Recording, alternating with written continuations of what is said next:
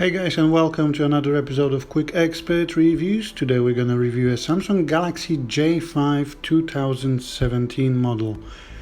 So that's the kind of a different box, blue box, but the handset is still black. That's the handset itself. Let's have a look what's in the box. And in the box we've got a quick start guide, which is always a nice addition.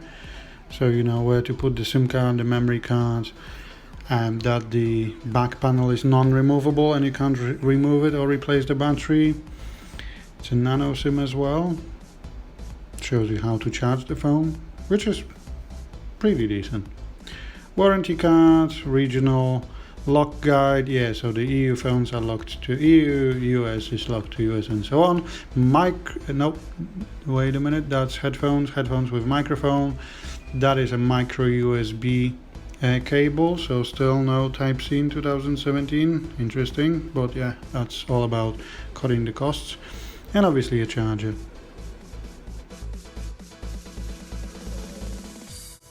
And last but not least, obviously a SIM tray pin to open the SIM memory card tray. That's the phone itself. Let's unpack this bad boy. Okay, let's rip it apart.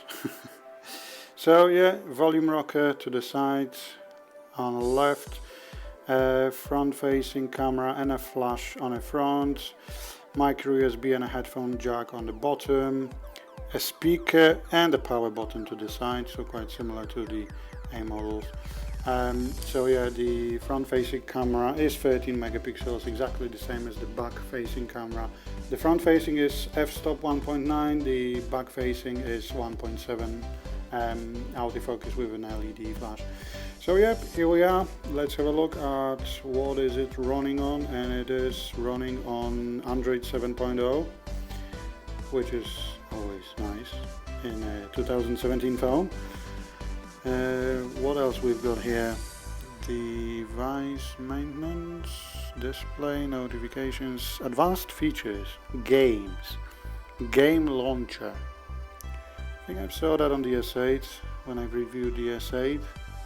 Yeah, the game gives you like an additional launcher. I will get back to that later on. Oh, 100 mode, that's interesting, considering it was usually used on the Note series phones and the S8. You can now make it quite comfortable for one-hand use. Then we've got direct share content with specific people directly via the sharing panel from any app. Okay, that's interesting, but obviously you can do that with it's a feature built into the Android. Your phone will vibrate when you pick it up to let you know you've got unread messages. Clever. Easy mute, seen that since the HTC Desire. I think you turn the phone over and it goes silent. Swipe to call, seen that before as well, but it's obviously a nice addition. Multi-window, which is incorporated in the Android 7.0 anyway, but I have to admit that Samsung pioneered the idea long before the 7.0. Display, blue light filter, so quite similar to night shift mode on iPhone, so your eyes are less strained.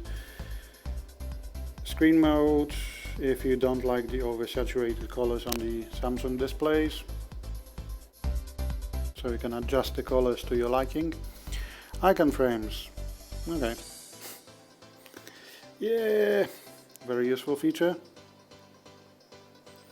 What else have we got in here? Device maintenance. Let's have a look. Okay, so maybe this way we'll find out how much RAM we've got. Okay, or maybe there's another way. Nope, we'll have to go back to device maintenance to find out how much internal storage we've got, and that's 16 gig of internal storage, 7.1 left for the user. Interesting. And internal RAM is 2 gigs, 1.2 left after the system has booted and all the Samsung apps and operating systems have loaded. So that's interesting. Sorry, user interface is loaded. That was interesting. I thought Samsung got rid of the Samsung Knox, but looks like it's still there. Okay, camera. 13 megapixel camera, f-stop 1.7, back-facing camera. Pro mode. Let's have a look, panorama and so on. And to the right you've got different filters. Simple enough. Pro mode. Let's have a look what's in a pro mode. Okay, is that it? ISO and white balance. Okay, not really a pro mode, but okay. So this is what we get. Maybe something in here. Settings, no. Picture size 13 megapixels and 4.3 or 9.6 and 16.9 ratio. Video size full HD 30 frames per second. Same on the front, so you can get a 13 megapixel and a full HD 1080p video with a front facing camera. Ways to take pictures. Tap to take pictures anywhere on the screen. Okay. Decent. Grid lines, quick launch when you press the home button twice, which has been popular before.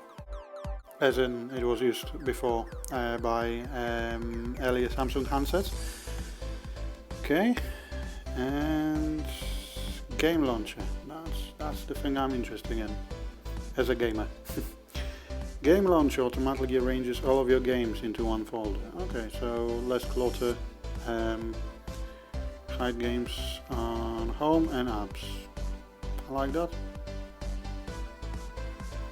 Okay, so you can add apps and so on. So what else you can do? Introducing game tools. You can record the screen. You can. Okay, it might not be GeForce Experience or Nvidia Shadow Play, but kudos goes to Samsung to, you know, at least allow things like that. So yeah, thanks for watching another episode of Quick Expert Reviews. That was a Samsung J5 2017, and I'll see you next time. Bye!